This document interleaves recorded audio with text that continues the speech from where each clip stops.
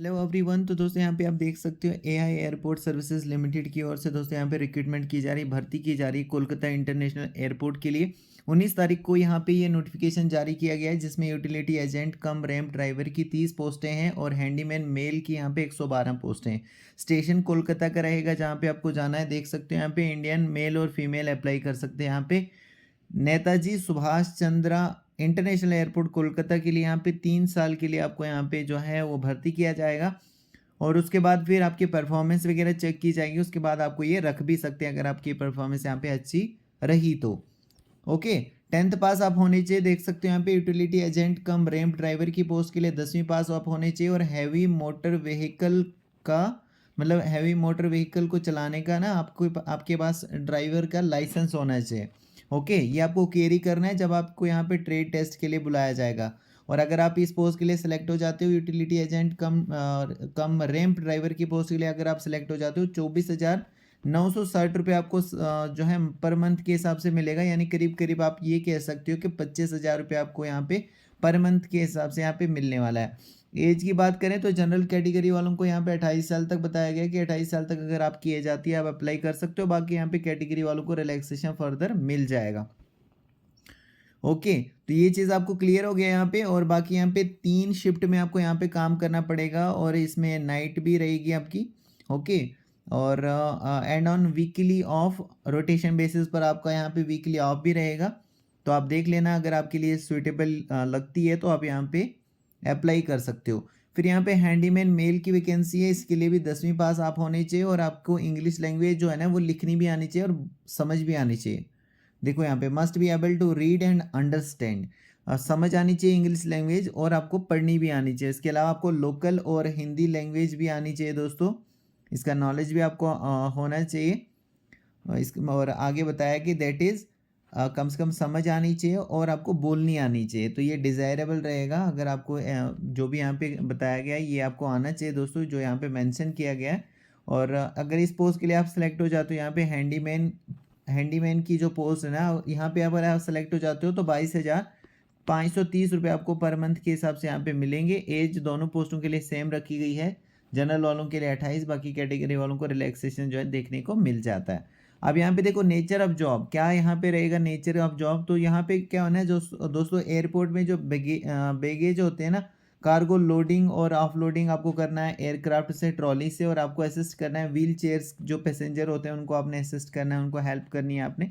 तो इस तरीके का आपको यहाँ पे काम करना पड़ेगा। तो इसके लिए यहाँ पे क्या होता है, पेट आपके पास होता है।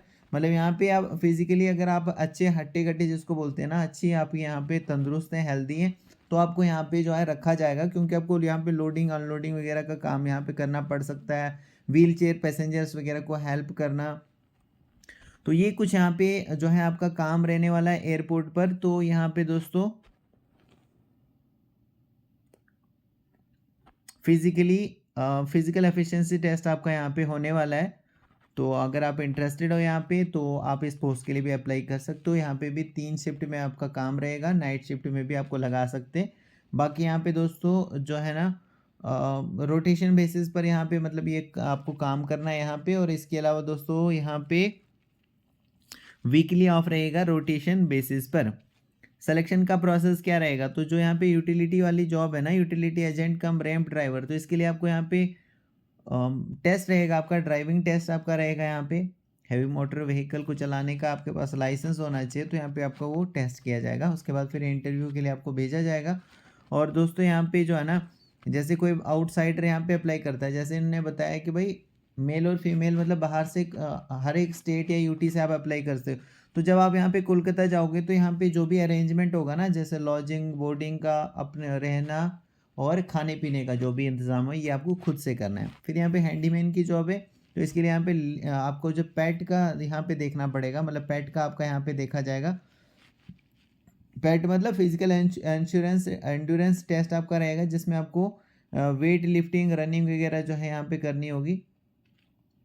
तो ये आपको क्लियर करना है। उसके बाद फिर आपको इंटरव्यू के लिए ये भेजेंगे। और उसके बाद यहाँ पे भी बताया गया है कि भाई अगर आपको बाहर से अगर कोई कैंडिडेट यहाँ पे अप्लाई करता है तो उसको अपने ही खर्चे पर सारी चीज़ें यहाँ पे अरेंज करनी है। कैसे अप्लाई करना है, तो यहाँ पे लिखो लिंक दिया गया है, इस लिंक पर आपको जाना है और फॉर्म को फिल कर देना है।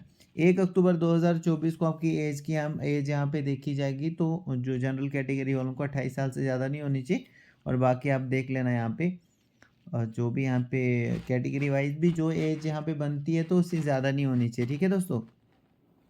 बाकी यहाँ पे आपको ऑनलाइन ही, जैसे मैंने आपको बताया ना, लिंक पे जाकर जो भी यहाँ पे फॉर्म है वो आपको फिल करके सबमिट कर देना है, और उसके बाद फिर यहाँ पे नेक्स्ट जब आपको बुलाया जाएगा, जैसे फॉर्म में आप अपनी ईमेल आईडी सबमिट करोगे, अपना फ़ोन नंबर वगैरह सबमिट करोगे, तो आपको यहाँ पे नेक्स्ट जो कम्युनिकेट किया जाएगा, तो वो आपको ईमेल आईडी, आपकी रजिस्टर्ड ईमेल आईडी के थ्रू ही आपको बुलाया, मतलब सारी चीज़ें जो भी शॉर्ट लिस्ट होंगे ना, उनको इन्फॉर्म कर दिया जाएगा नेक्स्ट प्रोसेस के लिए कैसे क्या रहेगा, वो सारी चीज़ें आपको बता दी जाएंगी। तो यहाँ पे जब आपको बुलाया जाएगा, अगर शॉर्टलिस्ट आपको कर लिया, तो दोस्तों आपको अपने साथ जो है ना फॉर्म, एक तो फॉर्म का प्रिंट वगैरह निकालना होगा आपको, उसके साथ सारे डॉक्यूमेंट्स आपको अटैच करने हैं। सारे डॉक्यूमेंट क्या करने हैं, अटैच करने हैं। और यहाँ पे फ़ीस भी रखी गई है, देखो यहाँ पे नॉन रिफंडेबल 500 रुपये की फ़ीस है जो आपको पे करनी है। कैसे आपको पे करनी है वो आप यहाँ पे देख सकते हो। AI airport services limited account beneficiary का यहाँ पे जो है वो नेम है, उसके बाद बैंक का अकाउंट नंबर इनका है, यहाँ पे आईएफएससी कोड है, जहाँ पर कि इस वाले मतलब खाते में आपको पैसा डाल देना है, 500 रुपये की फ़ीस वगैरह। ठीक है। बाकी जब आप फॉर्म फिल करोगे तो यहाँ पे 3 महीने से ज़्यादा ओल्ड फोटोग्राफ आपको यहाँ पे नहीं लगाना है, क्योंकि फॉर्म पे आपको फ़ोटोग्राफ भी लगाना होता है ना।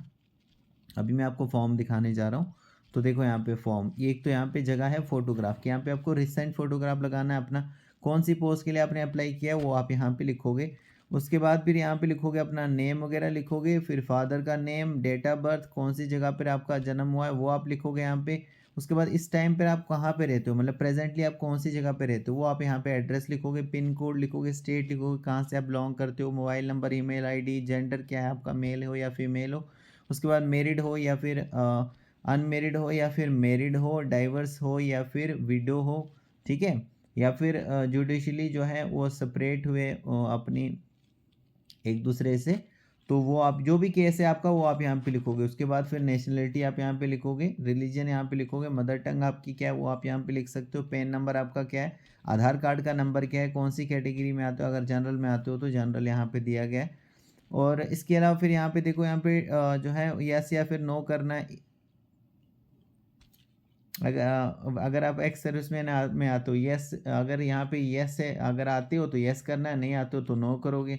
तो ये कुछ यहाँ पे बताया। उसके बाद एजुकेशन क्वालिफिकेशन में जैसे मैंने आपको बताया 10वीं पास यहाँ पर इन पोस्टों के लिए बताया गया है। तो इसके अलावा अगर आपने कोई आईटीआई किया है, डिप्लोमा भी किया है, वो भी आप यहाँ पे मेंशन कर सकते हो। तो 10वीं आपने कहाँ से किया है, यहाँ पे बोर्ड का नेम लिखोगे, कौन से साल आपने पास किया है, कितनी परसेंटेज आपकी 10वीं क्लास में आई हुई है। ओके। बाद में ये लैंग्वेजेस यहाँ पे बताई गई हैं कि आपको ये लैंग्वेजेस जो हैं ये रीड करनी आती है, बोलनी आती है, लिखनी आती है, ये आपको टिक या फिर अनटिक यहाँ पे करना है, तो आप यहाँ पे कर सकते हो दोस्तों। उसके बाद यहाँ पे सिग्नेचर आप अपना करोगे। इसके अलावा यहाँ पे वर्क एक्सपीरियंस भी, अगर आपके पास कोई एक्सपीरियंस है, पहले आपने कहीं काम किया है, तो वो भी आप यहाँ पे मेंशन कर सकते हो कि कौन से ऑर्गेनाइजेशन में आपने काम किया है, वहाँ पे आपकी आपकी जो जॉब है, मतलब क्या पोजीशन थी आपकी वहाँ पे, और उसके बाद फिर कब से लेकर कब तक आपने काम किया, कितने साल का वहाँ पे एक्सपीरियंस है और क्या काम आपने वहाँ पे किया है। अगर आप कहीं एयरपोर्ट में आपने पहले से काम किया है तो वो आप यहाँ पे बता सकते हो इस टाइम पे। फिर यहाँ पे जो है आपको लिखना है कि हैवी मोटर व्हीकल का, यहाँ पे सबसे पहले यहाँ पे लिखना है HMV, मतलब हैवी मोटर व्हीकल का आपके पास लाइसेंस है। फिर आगे लाइसेंस का नंबर बताना है, डेट ऑफ इशू, कब आपका लाइसेंस इशू किया गया है और कब तक ये वैलिड रहेगा वो आपको यहाँ पे बताना है। उसके बाद दोस्तों अगर कोई रिलेटिव आपका एयरपोर्ट में काम करता है, उसका नेम आप यहाँ पे लिखोगे, कौन सी पोस्ट पर है वो, कंपनी का नेम क्या है और आपका उसके साथ रिलेशन क्या है वो भी आप यहाँ पे बता सकते हो, ताकि दोस्तों यहाँ पे आपके चांसेस जो हैं और बढ़ जाएं इस पोस्ट के लिए। इसके अलावा यहाँ पे जो है सिग्नेचर आप अपनी करोगे, प्लेस यहाँ पे लिखोगे, डेट यहाँ पे लिखोगे, और ये फॉर्म आपका इस तरीके से कंप्लीट हो जाता है। फिर यहाँ पे बताया गया कि कौन कौन से डॉक्यूमेंट्स आपने अटैच किए हैं, यहाँ पे आपको टिक अनटिक करना है कि कौन कौन से डॉक्यूमेंट्स अटैच किए हैं, जैसे 10वीं का मार्क्स कार्ड हो गया। उसके बाद दोस्तों कोई एक्सपीरियंस सर्टिफिकेट आपने लगाई होगी वो आप यहाँ पे टिक मार सकते हो। पैन कार्ड आपने लगाया होगा तो यहाँ पे टिक कर सकते हो पैन कार्ड पे। आधार कार्ड पे टिक कर सकते हो, ये आपने लगाया होगा। डोमिसाइल सर्टिफिकेट, एक्सपीरियंस अगर जिनके पास है वो टिक कर सकते हैं यहाँ पे। ड्राइविंग लाइसेंस दोनों साइड से आपने उसकी जो ज़ेरॉक्स कॉपी वगैरह लगाई है, अटैच की है, तो यहाँ पे टिक करोगे। ठीक है जी। कॉपी ऑफ द फिर यहाँ पे ये कुछ डॉक्यूमेंट्स हैं जो आपने लगाने हैं और यहाँ पे टिक अनटिक करना है आपको कौन-कौन से लगाए हुए हैं और अपने फॉर्म के साथ आप अटैच करोगे और जब भी आपको बुलाया जाएगा दोस्तों, मतलब शॉर्टलिस्ट अगर आपको किया जाएगा तो फिर आपको वहाँ पे जाना होगा ये सारे फॉर्मेलिटी वगैरह लेके। ठीक है? तो पहले तो आपको लिंक पे जाके ही फॉर्म जो है सबमिट करना है। तो दोस्तों मैं होप करता हूँ आपको सारी चीज़ें जो हैं क्लियर हो चुकी होंगी और फिर भी कोई डाउट रहता है तो मुझे कमेंट के ज़रिए आप बता सकते हो या किसी भी पोस्ट के बारे में जानकारी चाहते हो तो वो भी मुझे आप कमेंट के ज़रिए बता सकते हो। दोस्तों आप सबका बहुत-बहुत थैंक यू।